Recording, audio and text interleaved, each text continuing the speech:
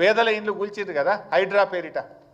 ఇప్పుడు ఏమంటున్నారు, లేదు లేదు కట్టిన ఇండ్లు కూల్చం, ఇండ్లల్లో ఉన్నోళ్ళని కూల్చమంటివి.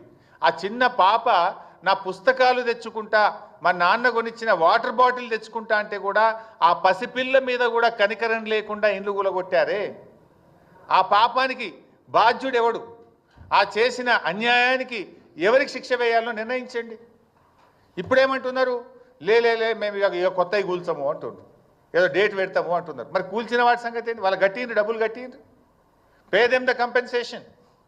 కంపెన్సేషన్ ఇచ్చినా వాళ్ళు పడ్డ క్షోభ, వాళ్ళు పడ్డ బాధ, వాళ్ళు పడ్డ అనుభవించిన నరకమైతే పోదు కదా. తక్కువ బాధనా? వర్షం పడుతుంటే నడి రోడ్డు మీద పడేసిండ్రు, పిల్లల పుస్తకాలతో సహా బట్టలతో సహా కట్టు బట్టలతో ఇళ్ళకి వెళ్ళి బయటకు వెళ్ళగొట్టి గోసపుచ్చుకున్నారు కదా. ఇప్పుడు మళ్ళీ డేట్ మారిస్తే నీ నిర్ణయం మారచ్చు, కోర్టు మొట్టికాయలు వేస్తే మార్చుకున్నావు. కానీ ఆ పడ్డ క్షోభకు ఎవరు బాధ్యత వహించాలి? ఆ పడ్డ బాధకి